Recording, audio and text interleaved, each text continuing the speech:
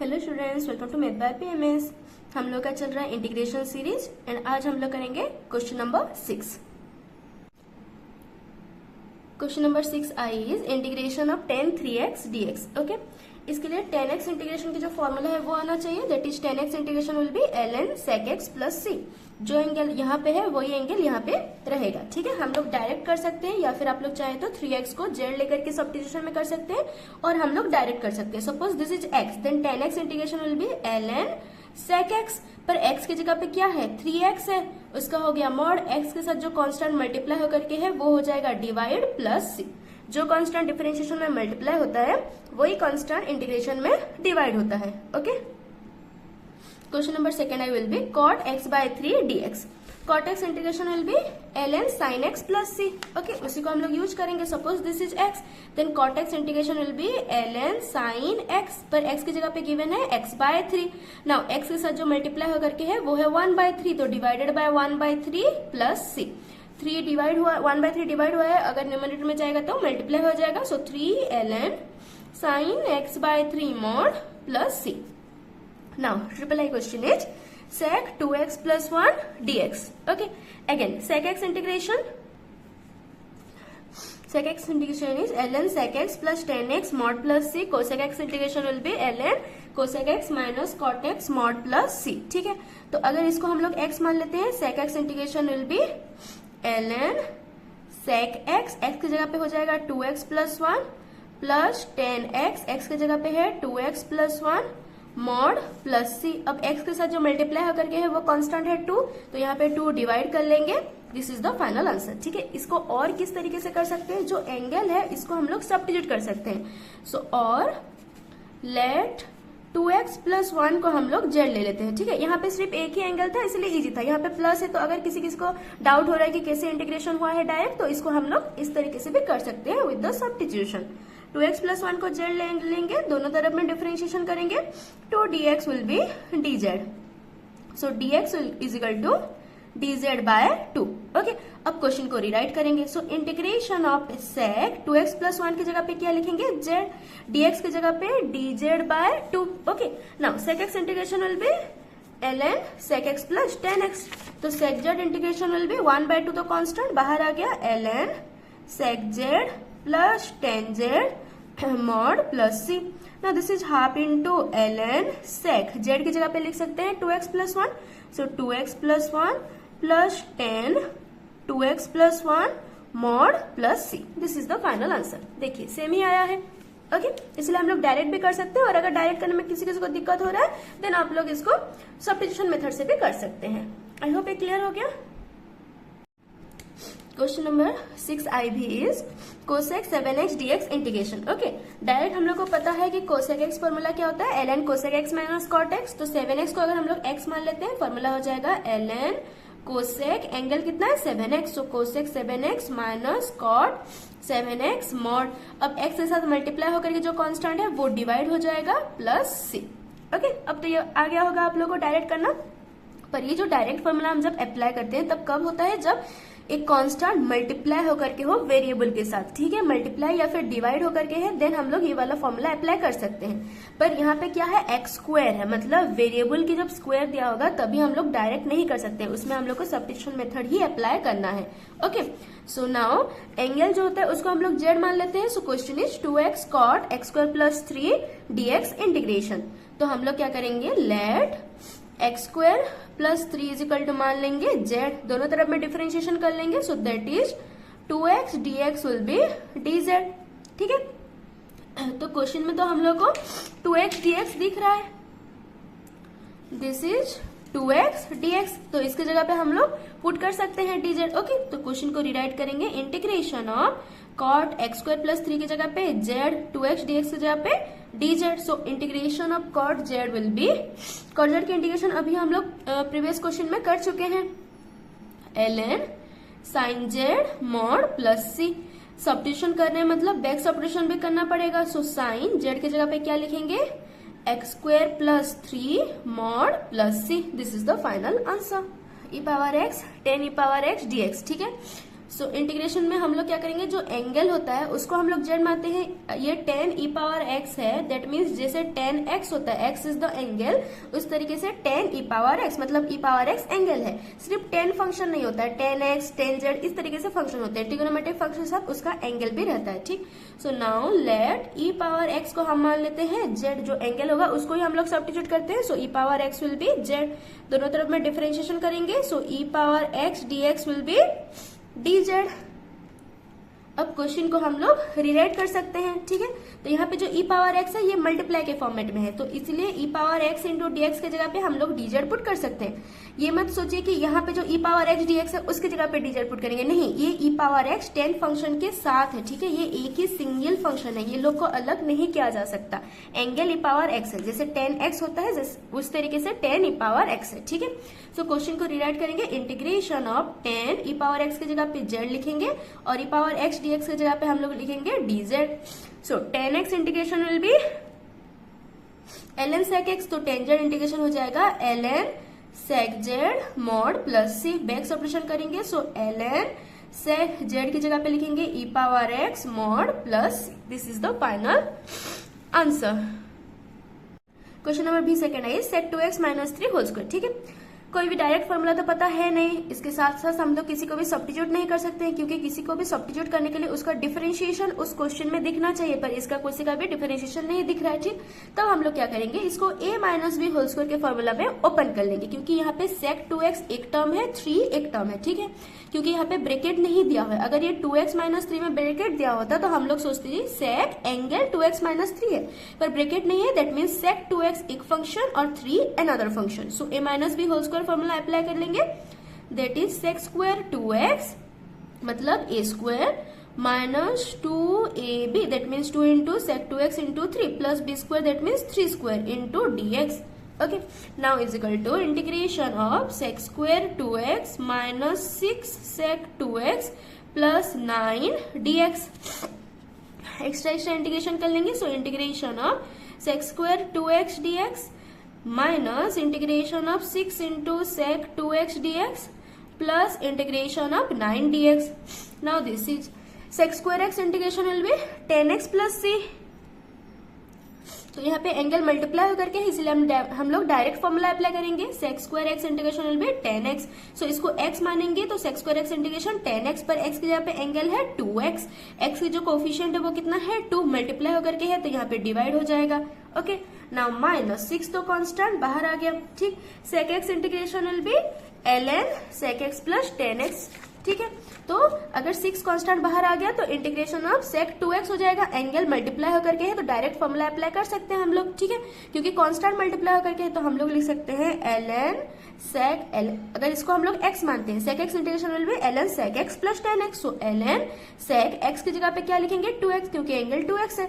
सो sec 2x plus 10 2x mod, यहाँ पे जो कांस्टेंट है वो क्या है 2, तो 2 जो मल्टीप्लाई होकर के है वो हो जाएगा डिवाइड। ठीक है, now plus 9 is the constant, integration से बाहर आ गया, dx integration will B x, सारा हो गया प्लस c।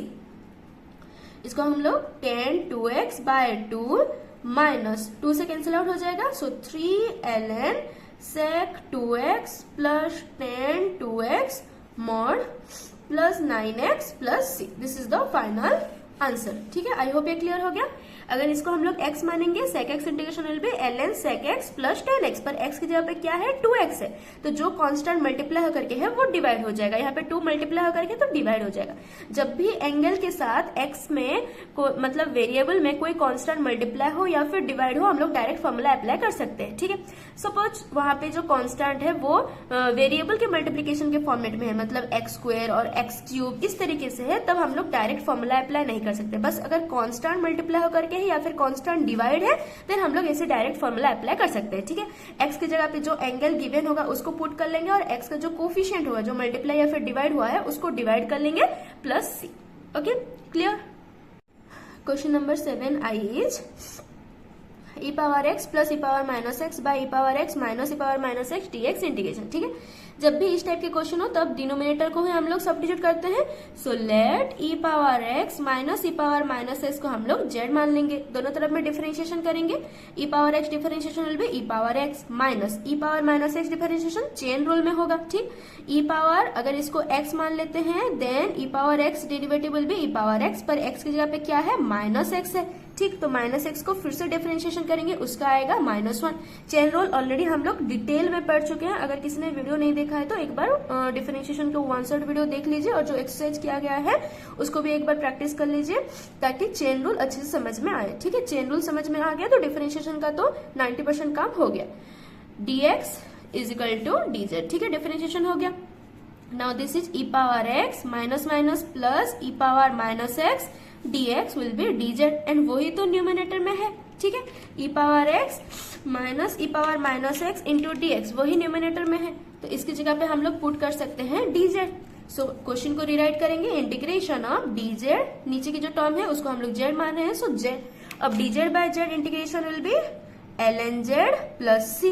ठीक है, 1 by x integration ln x, so 1 by z integration will be ln z। तो एक बार सब्स्टिट्यूशन हो गया तो उसके बाद बैक सब्स्टिट्यूशन करना पड़ेगा। सो ln z की जगह पे क्या लिख सकते हैं, e power x minus e power minus x mod plus c। This is the final answer. Clear.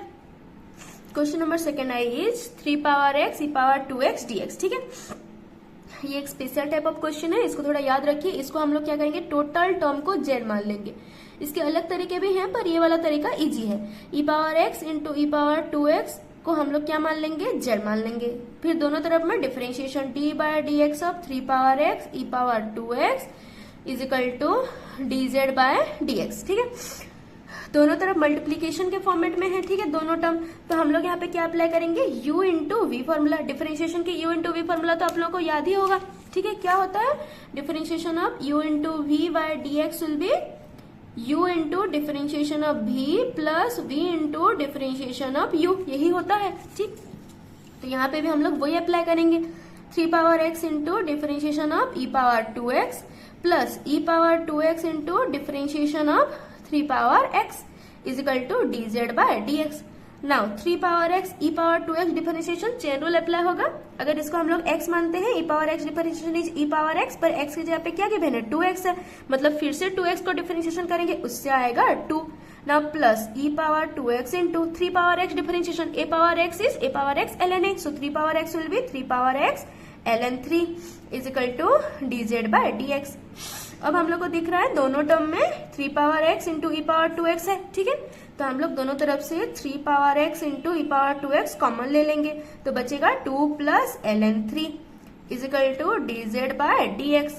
अब क्रॉस मल्टीप्लाई कर लेंगे, then we have 3 power x e power 2x dx will be dz by 2 plus ln 3, क्योंकि 2 भी constant है, ln 3 भी constant है, तो दोनों कांस्टेंट को हम लोग क्या कर लेंगे, डिवाइड कर लेंगे। ठीक है, क्योंकि ये कांस्टेंट टर्म ही तो है, कांस्टेंट टर्म को हम लोग इधर ला सकते हैं। अब 3 power x into e power 2x dx की जगह पे हम लोग क्या पुट कर सकते हैं, ठीक है, क्वेश्चन ही है 3 power x e power 2x dx, तो 3 power x e power 2x dx की जगह पे हम लोग इतना पुट कर सकते हैं। तो क्वेश्चन को रीराइट करेंगे तो हो जाएगा इंटीग्रेशन। अब ये टोटल टर्म की जगह पे हम लोग इतना पुट करेंगे, so this is dz by 2 plus ln 3।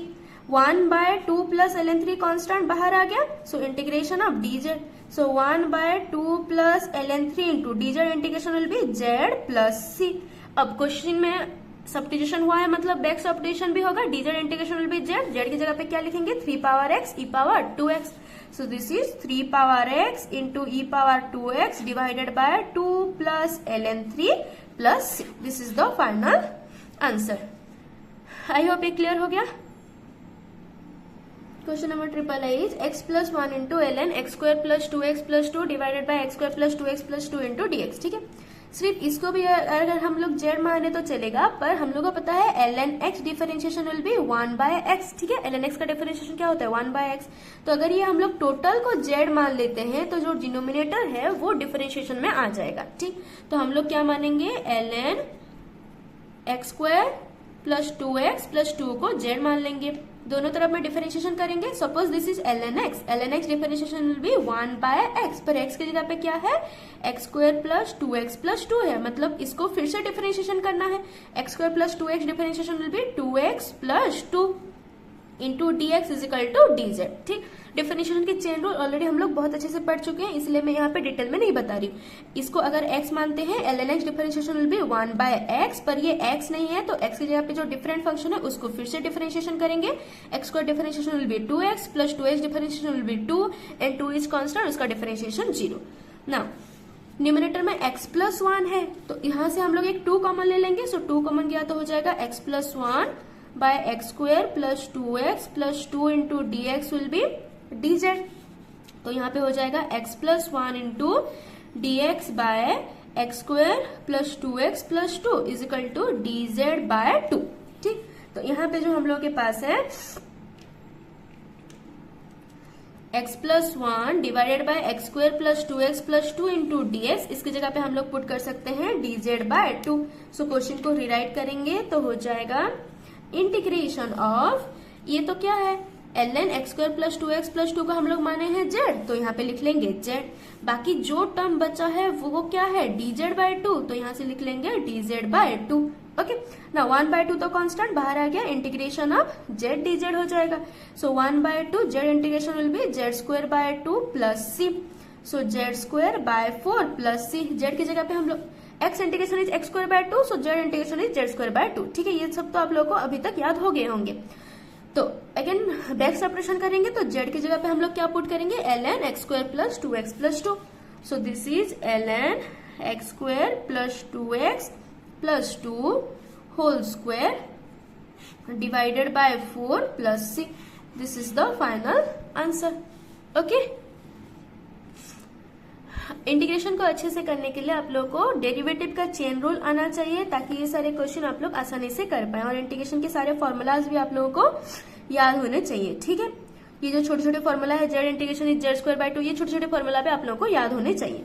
उसके बाद जो ln फंक्शन अलग और x square plus 2x plus 2 अलग नहीं है, ये एक ही फंक्शन है ln x square plus 2x plus 2. ln अकेला नहीं होता है, फंक्शन उसके एंगल के साथ रहते हैं. जैसे 10x होता है, 10 अकेला नहीं होता है, उसका एंगल रहता है उस तरीके से. जैसे ln x होता है, x की जगह पे x square plus 2x plus 2 है, ये सिंगल फंक्शन है. ठीक है, और ये जो x प्लस 1 है ये मल्टीप्लाई होकर के है.